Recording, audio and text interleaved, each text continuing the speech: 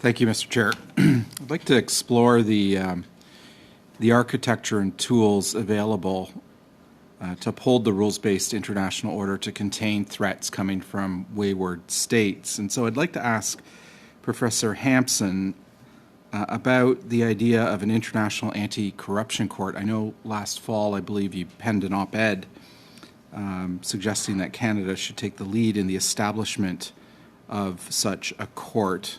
And so I have two questions I'd like you to answer. First, what role does corruption play in Russia's foreign policy?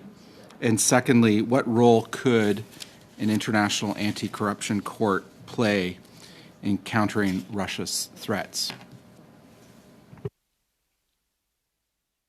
So first of all, what role does corruption play?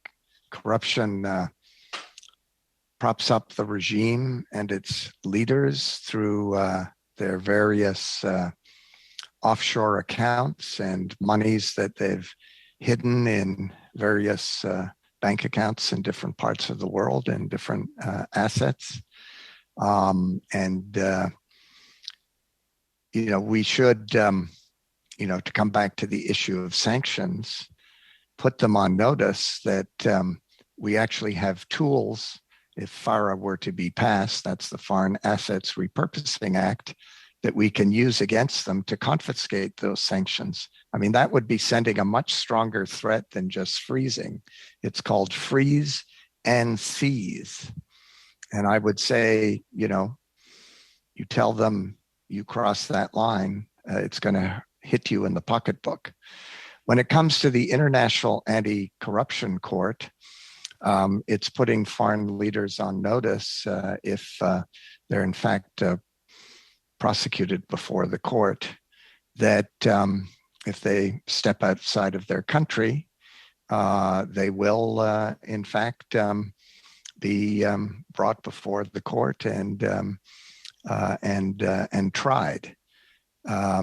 It's often said that such an instrument might be opposed, for example, by Canadian companies, Mr. Chong. But in fact, I think you'd find if you started canvassing them, they would see this as a great way to level the playing field when they do business abroad, because, it's going to put foreign leaders on notice that they can't play these kinds of games. But I think, again, without getting into too many of the details, there are two potential instruments to use against corrupt regimes like, the leadership of Russia. But it's going to take a long time to establish an international anti-corruption court. But we can do FARA right now if there's the political will to do it.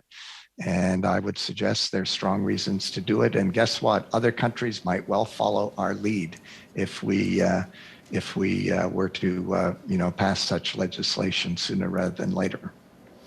It was stated by our previous panel today that President Putin is worth $200 billion.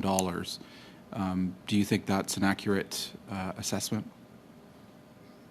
Yeah, and it may be rather a conservative assessment, to be quite honest, because,